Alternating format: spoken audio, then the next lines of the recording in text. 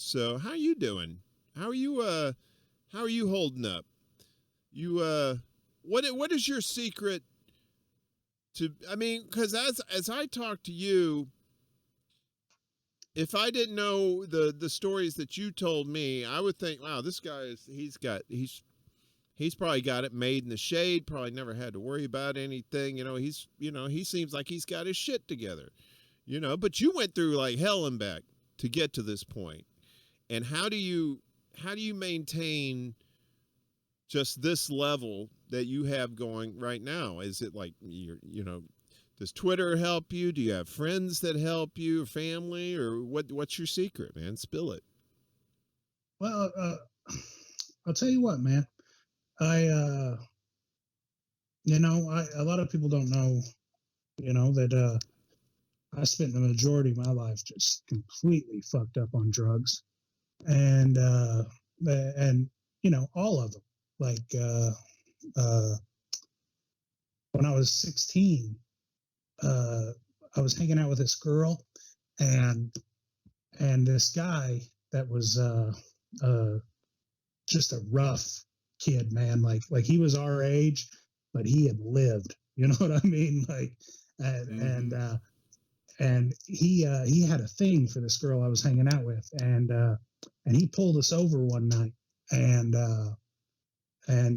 he hands us through the window of the car. He hands us a pillowcase, and it's got some weight to it, and he's like, here, take this, I'm going to be going away for a while. And she's like, what is it? And he goes, well, we went up to Chicago over the weekend, and we robbed a pharmacy. Shit. It's like, oh boy, it's like, what? At this time, we were 16 or whatever, and I'd already dabbled in some shit. Like, I mean, we were smoking weed every day, but I'd also, done my fair share of cocaine. And the first time I ever tripped acid was at lunch, and I went back to school.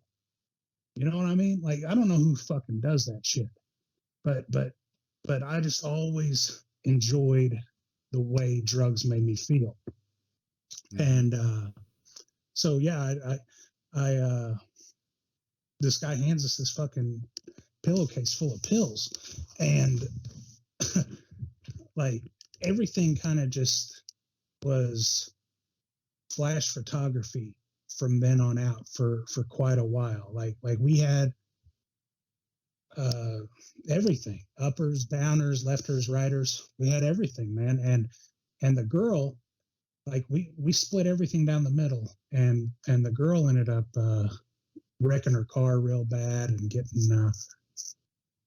sent to rehab. And somehow I made it, man. And I got out of high school, and I was just completely strung out on fucking painkillers and fucking benzos and shit, when most kids still are dabbling in weed or whatever, So, yeah. So I, like I was just, I hit the ground running with it, man. And, like when I got older and in my 30s, like, we were so bad hooked on pain pills, in my area. And now it's coming out that it's everywhere that this was going on. We just had these doctors, man, that you could just go to, and we just called them pill farms. You just go to the doctor, and it's like, yeah, I got a headache. And it's like, how bad a headache? And it's like 10 milligram Percocet bad, or fucking 80 milligram Oxy bad, and then you would pay for your visit accordingly to what he was writing you. You know what I'm saying? Like, yeah. And that's how easy it was. So like my whole adult life, man, just flying high as fuck on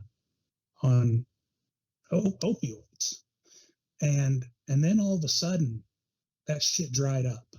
The they started getting a bunch of trouble, and these doctors started getting their licenses revoked, and then like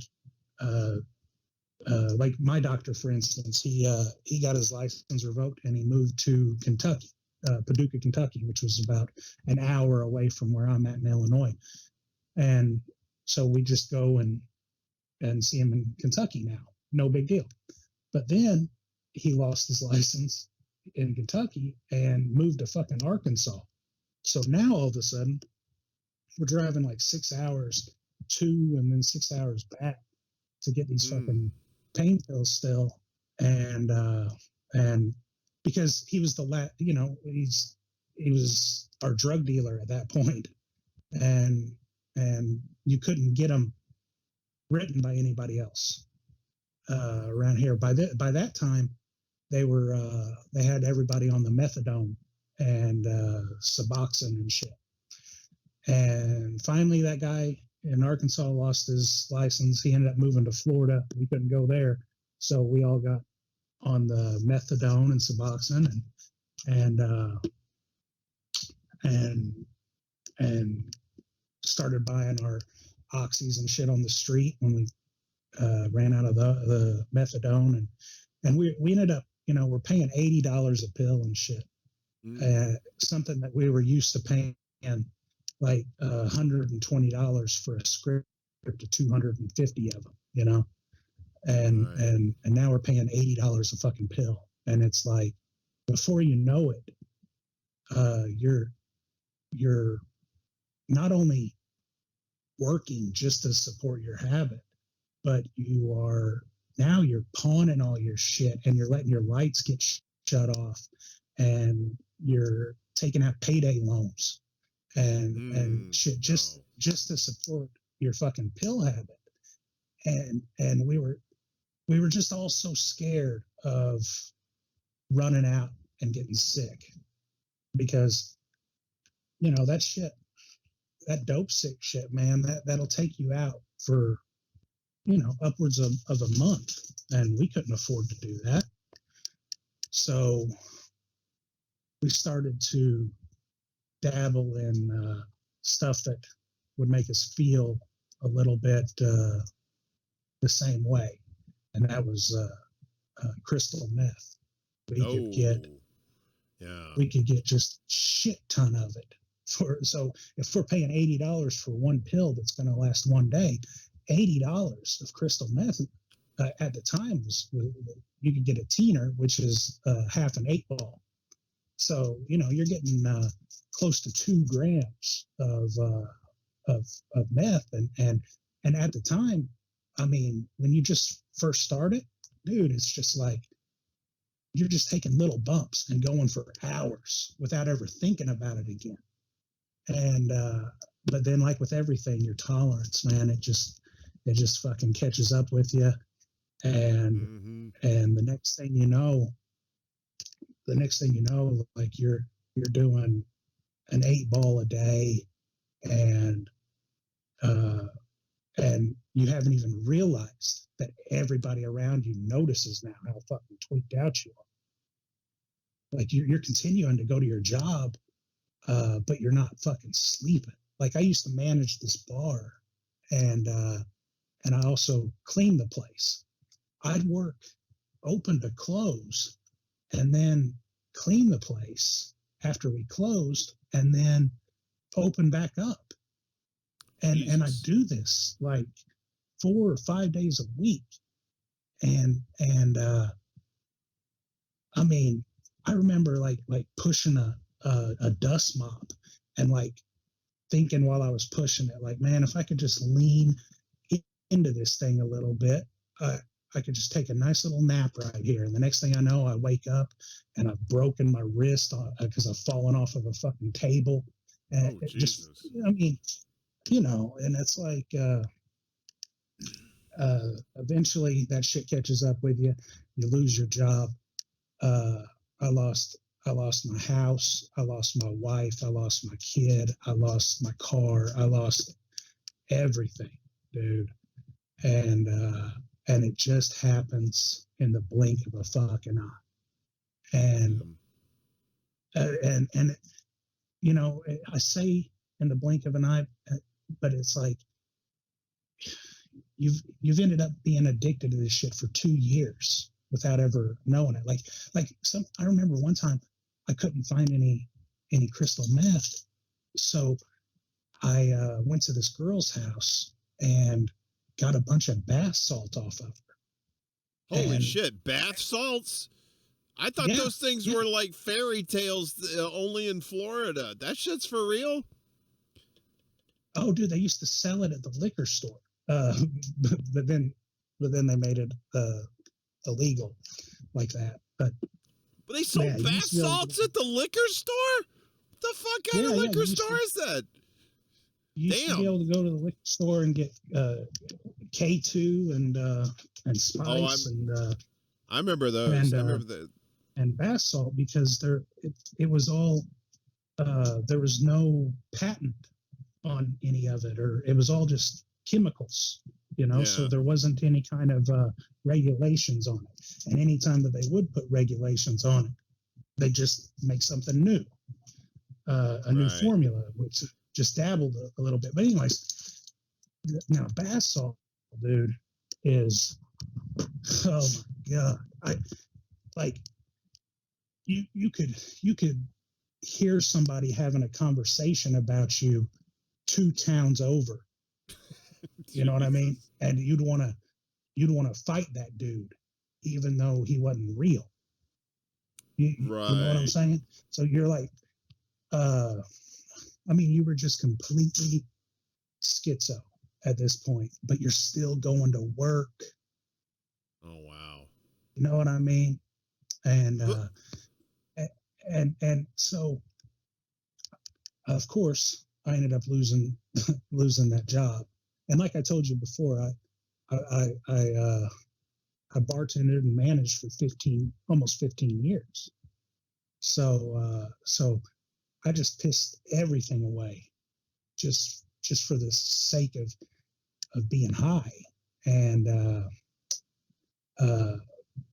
so I ended up homeless, and that for a long time, probably about 15 months or so, and I had I wasn't ever wealthy or anything, but I was doing pretty well uh, at my job between what they were paying me hourly, between they pay me separately for the cleaning, they pay me and I made tips, everything was going pretty good, and I just went to from that to absolutely nothing, man, and it it just destroyed me, and I kept getting arrested just on piddly possession charges and dumb shit. So, uh, yeah. So one night it was cold outside. I was sick of sleeping outside, and a guy left his car running outside of a gas station. oh no. It was about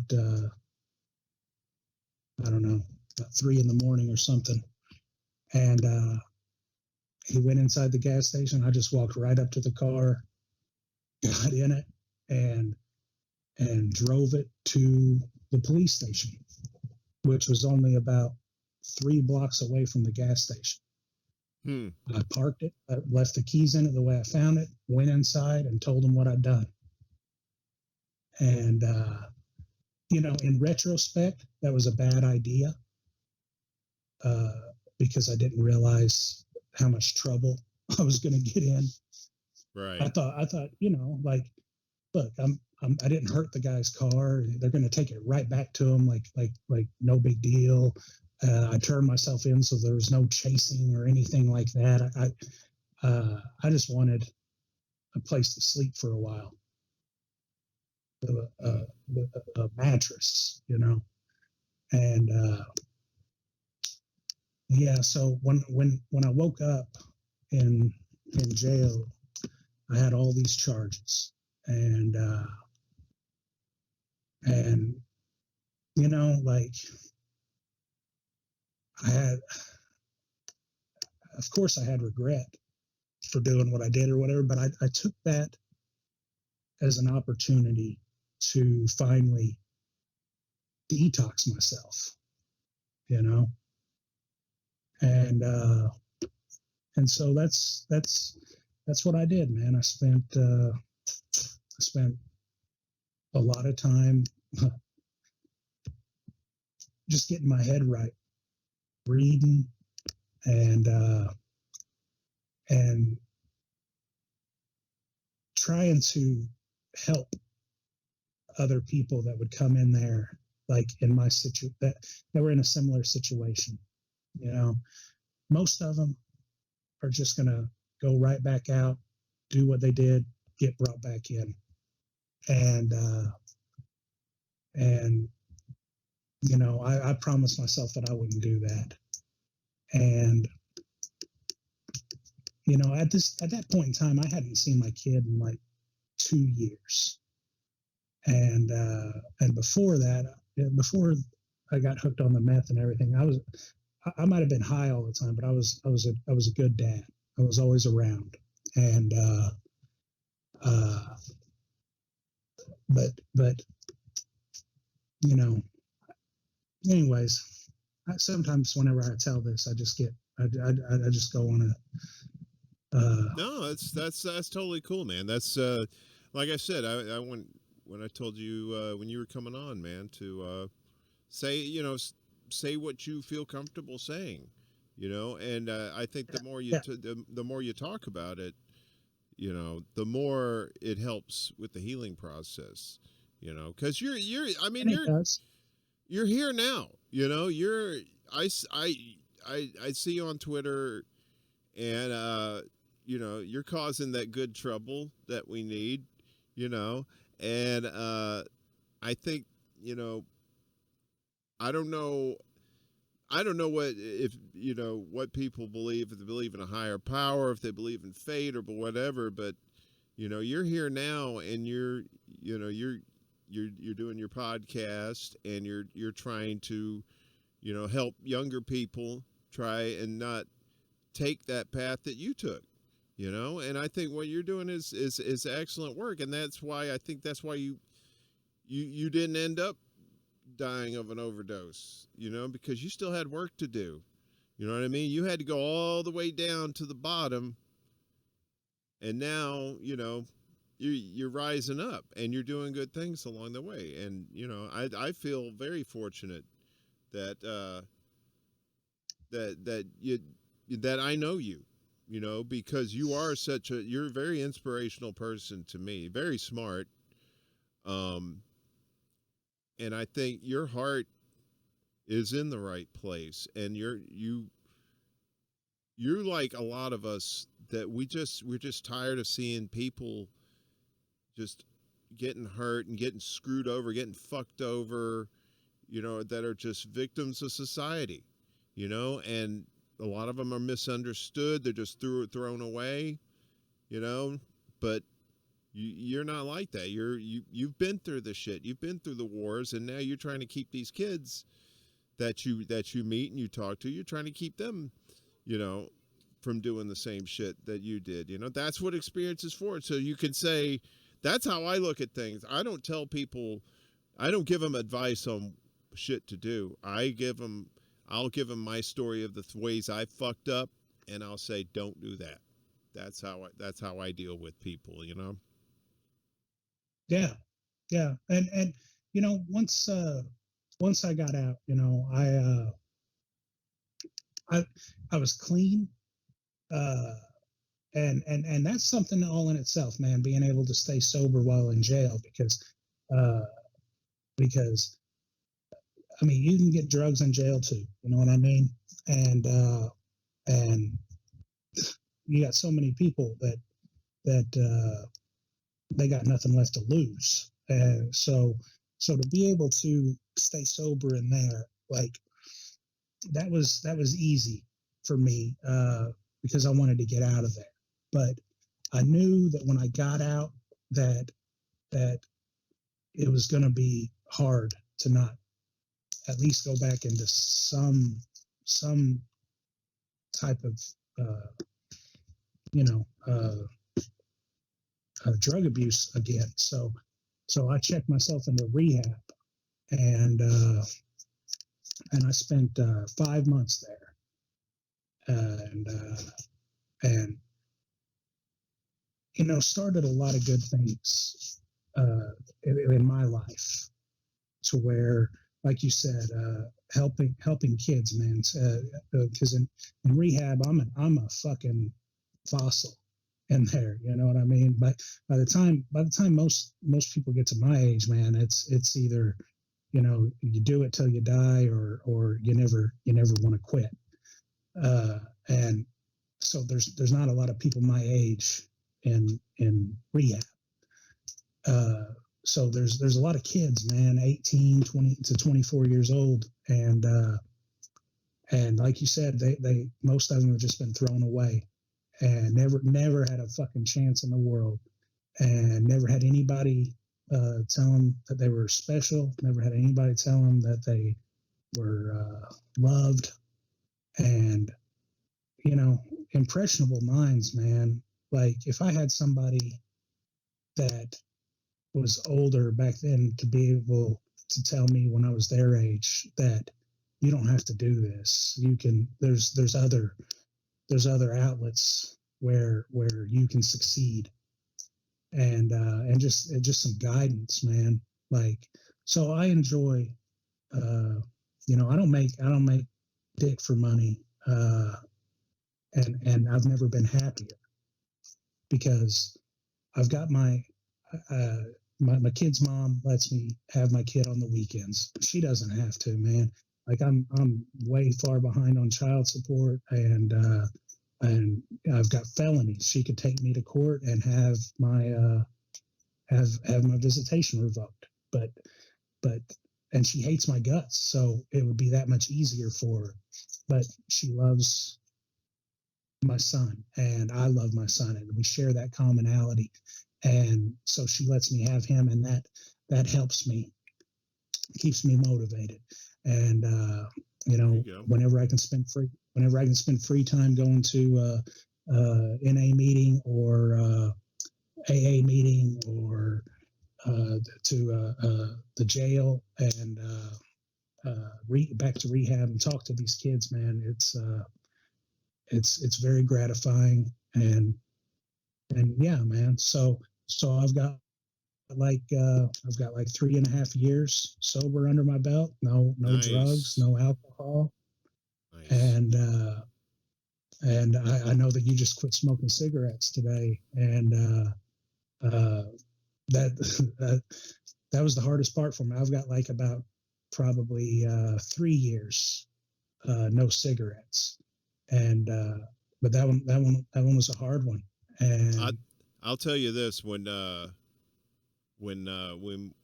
was having those issues with the internet earlier, when all that shit was going down, I sounded yeah, very calm to you, maybe, but inside I was I was like a maniac.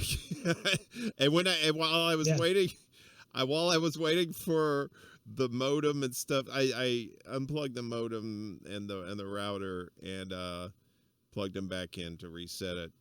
And while I was waiting on that, I did the most cartoon cursing. And I think my neighbors think I'm just crazy anyway, and they probably heard that and like, oh, this white guy's finally, snapped his noggin. And I almost ran down the street to go get a Lucy at the cigarette store down there. I said, no, I'm going to get through this. I'm going to deal with this. And listen, I appreciate your patience and everybody's patience in the chat too, in the pit, for who were here early on, or were like, what the fuck, man, get your shit together. But we got our shit together. And we're at the 2 hour mark, brother. We have done this for oh two really? two whole hours. It says 2:01 on my magic clock. Well, we'll say $1.50 because of the intro or whatever, but still 2 hours, man. I told you, this shit flies by, man.